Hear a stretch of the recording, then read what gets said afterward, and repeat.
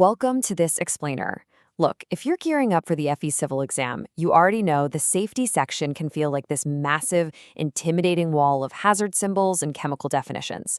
It's a lot, right? But today, we're going to crack the code of the FE exam's safety logic. We are totally bypassing the need for rote memorization, and instead, we're tapping directly into the underlying logic the exam actually uses to test you. Because honestly, our mandate straight from the source material is crystal clear. The goal is not to memorize every picture mechanically. So if you found yourself just staring blankly at the reference handbook, trying to photographically memorize every single explosive division or signal word, go ahead and take a deep breath and let that strategy go. Instead, we're going to focus on the underlying visual and mathematical patterns. Once you learn what the symbols really mean and the rules of toxicity, you're going to be able to spot the right answers instantly. Okay, let's dive into this. Here is our roadmap for mastering the reference handbook quickly. First, decoding visual hazard logic. Second, the math of toxicity. Third, danger versus warning. And finally, thinking like the exam. Let's kick things off with Section 1, decoding visual hazard logic. The FE exam absolutely loves to test your attention to detail by using really subtle visual differences to try and trick you. Just notice the crucial contrast between two very similar symbols. You've got a standard flame symbol. This simply means flammable, like gasoline or propane. It's going to ignite and burn readily if there's a spark. But then you have a flame over a circle. That circle changes everything. It indicates an oxidizer. Now, an oxidizer might not actually be the fuel itself, but it supports or intensifies combustion. It literally makes an existing fire much, much worse. So lock in that visual distinction. A flame alone is flammable, while a flame over a circle is an oxidizer. Next up, we really need to understand the exam's language when it comes to heat and timing. If a question describes a chemical catching fire simply because it was exposed to the air, you are looking for the word pyrophoric. This implies a super rapid, spontaneous ignition, just boom, right away. On the other hand, self-heating means the substance gradually generates or accumulates heat without any external source. And if that heat can't escape, well, combustion becomes possible eventually. So remember the timing. Pyrophoric is rapid and spontaneous in air, while self-heating is a slow, gradual accumulation of danger. Let's just run through some other essential visual associations you're definitely going to need to know. First, a gas cylinder means compressed gas, but listen closely to this. That doesn't automatically mean it's a fire hazard. It just means it's under pressure. Next, the skull and crossbones. This indicates acute toxicity, meaning really serious short-term effects from exposure. Then, a corrosive symbol means severe tissue and material damage. A dead fish and tree? That indicates an environmental or marine hazard. An explosion symbol is straightforward. It represents Class 1 explosives. Class 5.2 identifies organic peroxides, which can be thermally unstable. And finally, dangerous when wet means the substance actually releases flammable gas when it touches water. The water itself isn't the hazard. The chemical reaction is the whole shebang. All right, that covers the pictures. Now, let's move to Section 2, the math of toxicity.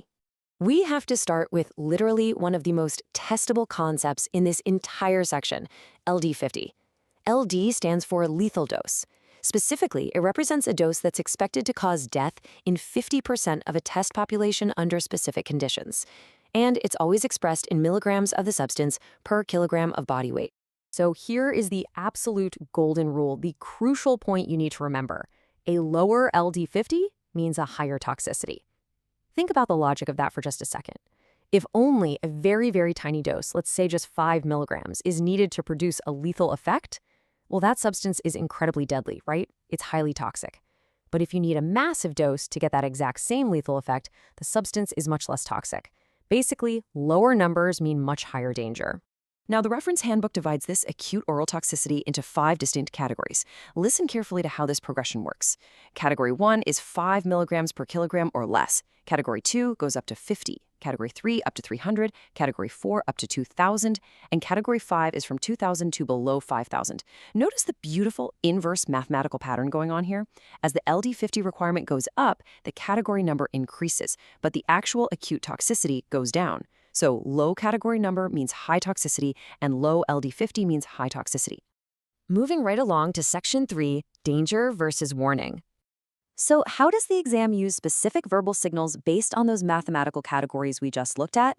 Well, categories 1, 2, and 3, which are the highly toxic ones with those low LD50 numbers, they get the very severe signal word danger. The hazard descriptions for these top categories are incredibly serious: fatal if swallowed, toxic if swallowed, or harmful if swallowed. But when we drop down to the less toxic categories 4 and 5, the signal word changes to a much milder warning. The description softens up to simply may be harmful if swallowed. It's a perfect match. Greater toxicity mathematically corresponds directly to a stronger warning verbally. All right, welcome to Section 4, Thinking Like the Exam. Let's take all this logic we've just learned and apply it directly to the exact types of scenarios you're going to face on test day. Here's our first example. An FE question states, a chemical has an oral LD50 of 40 milligrams per kilogram. Determine its acute oral toxicity category. Take a quick second, think about where that number actually falls in the ranges we just discussed. We just need to isolate the key metric from the problem, which is 40. Where exactly does 40 sit on our boundary table? Well, it's greater than 5, but it's less than 50. Therefore, our answer is category 2. And because it falls in those top 3 highly toxic categories, we immediately know the associated signal word has to be danger. See? You didn't have to memorize the whole page or the whole table. You just needed to know how to navigate the underlying logic. Let's keep this interactive momentum going with example 2. Suppose the LD50 is 1,200 milligrams per kilogram. What is the substance's category and what is its signal word? Well, the number 1,200 lies between 300 and 2,000, so that bumps it down to category 4. And because it's sitting in those lower toxicity categories, the signal word automatically changes from danger to warning. Nailed it. Okay, let's try one more rapid-fire comparison to really test our golden rule of LD50. And we won't even need any complex calculations for this one. Chemical A has an LD50 of 80 milligrams per kilogram. Chemical B has an LD50 of 800 milligrams per kilogram. Which one is more acutely toxic? And this just brilliantly illustrates our core concept. The answer is chemical A. Why? Simply because 80 is lower than 800. Remember, lower LD50 equals higher toxicity. It requires far less of chemical A to actually reach a lethal dose. Let's transition into our final FE memory review. We're just going to synthesize our main takeaways real quick to lock these concepts in for test day. When you open up that handbook, remember these rules. A flame means flammable. A flame right over a circle means it's an oxidizer. A skull and crossbones means acute toxicity, those dangerous short-term effects. Mathematically, a lower LD50 means a higher toxicity, and category 1 represents the absolute greatest acute oral toxicity.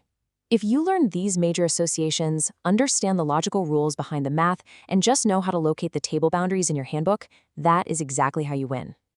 So I want to leave you with this final thought. Are you ready to step into that exam room and conquer the FE exam using safety logic instead of totally exhausting yourself with rote memorization? Because you absolutely can. You now have the visual and mathematical tools to practically read the exam's mind. So go out there, trust the logic, and absolutely crush it.